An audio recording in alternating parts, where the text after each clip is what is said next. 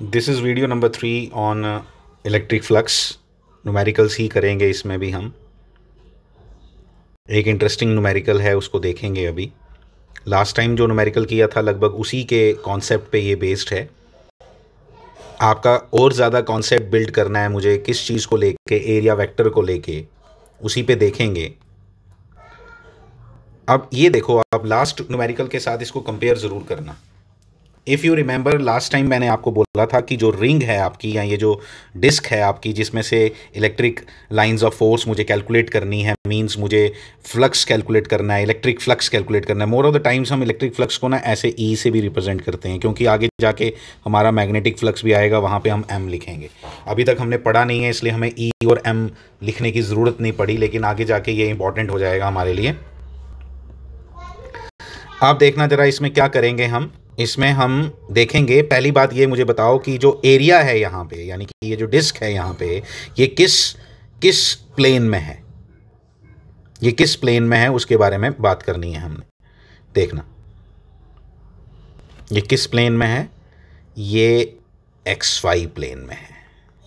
किस प्लेन में है, मतलब एक प्लेन में है। मैं आपको बताता हूँ, XY ले लेता हूँ अगर ऐसे, तो आप क्या बोलोगे, इलेक्ट्रिक लाइंस ऑफ फोर्स कहाँ पे हैं, XY प्लेन में। ये डिस्क कहाँ पे है, XY प्लेन में। Now you got my point. अब अगर ये XY प्लेन में है, तो पहली चीज ये कि एरिया वेक्टर कहाँ होगा, एरिया वेक्टर होगा यहां Z एक्सिस पे, परपेंडिकुलर टू द एरिया। जो एरिया है उससे परपेंडिकुलर एरिया वेक्टर ये बना रहा हूं आपके लिए, यहां बना दिया। यहां पे अगर एक्सिस पे शो करूं तो एरिया वेक्टर कहां है, Z एक्सिस। मैं नहीं बनाता Z यहां, ठीक है, मुझे कन्फ्यूजन होती है, इसलिए मैं चाहता हूं कि स्टूडेंट भी मेरी तरह ही अंडरस्टैंड करे। ये हो गया Z एक्सिस।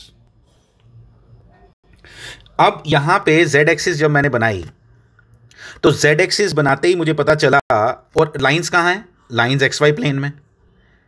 आपको बड़ी क्लियरली पता होना चाहिए कि XY प्लेन, इन दोनों के बीच में एंगल कितना आया, किन दोनों के बीच में, क्योंकि मैं क्या कैलकुलेट करना चाहता हूं, फ्लक्स इक्वल टू क्या होता है, EA cos थीटा। थीटा कितना है, 90 है, 90। इंटरेस्टिंग बात यहां पे यही है, जब इलेक्ट्रिक लाइंस ऑफ फोर्स और आपका एरिया अगर एक ही प्लेन में है, मेरे को देखने की जरूरत नहीं है, आप कॉन्सेप्ट से समझो, आप फॉर्मूले से भी समझ सकते हो। ये मैं नहीं चाहता कि आप अभी डायरेक्टली इसका आंसर 0 देने की कोशिश करो, आप सिर्फ पहले देखो इसमें थीटा कितना है। थीटा यहां पे है 90 डिग्री, और मुझे ना ए की जरूरत है अब, ना ई की जरूरत है, क्योंकि cos 90 कितना होता है, 0। आओ देखें, ये देखो, ये देखो, ये लिखा है मैंने, ये एंगल 37 डिग्री मेरे लिए कोई इंपॉर्टेंस नहीं रखता, कोई इंपॉर्टेंस नहीं रखता, ठीक है। इसलिए यहां पे डायरेक्ट देखते ही मुझे पता चला, जैसे ही मैंने देखा कि ये दोनों XY प्लेन में है, एरिया तो XY प्लेन में है, बट उसका वेक्टर जो बनेगा, उसका एरिया वेक्टर जो उसको रिप्रेजेंट करता है, which is perpendicular to the area, is along Z axis. Is along Z axis means it is perpendicular to the electric lines of force, and when it is perpendicular to the electric lines of force means E और A के बीच में angle 90 है, means E और A की जो मर्जी value हो, answer 0 आएगा। आगे चलते हैं। मैंने इसको दूसरे मेथड से भी किया है, मैंने इसको दूसरे मेथड से भी किया है। एक तो ये कह दिया ना, यहाँ पे ना ई लिखा ना ए लिखा, cos 90 जब आ गया 0 लिख दिया। मैंने इसको एक और मेथड से भी किया है, IJ से। मैंने पिछला न्यूमेरिकल भी दोनों मेथड से किया था, ये भी दोनों मेथड से किया। कारण बता दूं आपको, आपका कॉन्सेप्ट बिल्ड करने के लिए। जब मैं किसी भी चीज़ को 2 मेथड से करूँ ना, उससे होता क्या है, जब मैं अपनी स्टडीज़ कर रहा था तो उस समय मुझे लगता था कि दूसरा मेथड बेकार, क्या यार 2 बार पढ़ना पड़ेगा एक ही क्वेश्चन, मैं नहीं पढ़ रहा। लेकिन मैं आपको रियलिटी बता रहा हूँ कि एक ही क्वेश्चन को 2 मेथड करने से बहुत हेल्प होती है, आपकी अंडरस्टैंडिंग और ज़्यादा डेवलप होती है।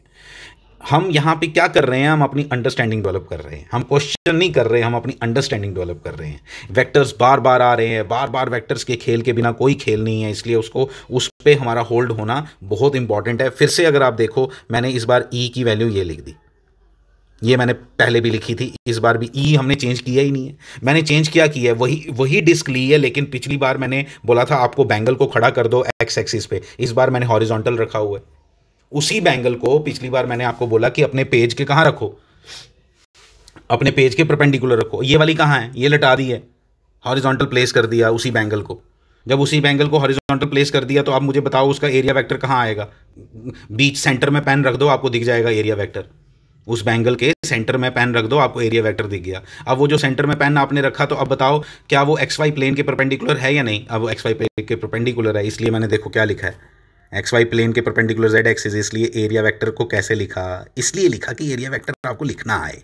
ये तो आपको आता है, मुझे मालूम है। एरिया वेक्टर आपको नजर आया 4 पाई उसका मैग्नीट्यूड, के वेक्टर के कैप ने यानी यूनिट वेक्टर ने बताया कि वो कहाँ है। जब मैं इन दोनों को मल्टीप्लाई करने लगा, इधर के ही नहीं है, मैं इन दोनों का डॉट प्रोडक्ट लेने, आई शुड नॉट से मल्टीप्लाई, क्या मैं जब इन दोनों का डॉट प्रोडक्ट लेने लगा तो क्या क्या हुआ, यहाँ पे आई को आई से करना था, जे को जे से करना था, के को के से करना था। आई जे इधर नहीं है, के इधर नहीं है, इसलिए आंसर क्या आएगा 0। इंटरेस्टिंग है। Thank you very much.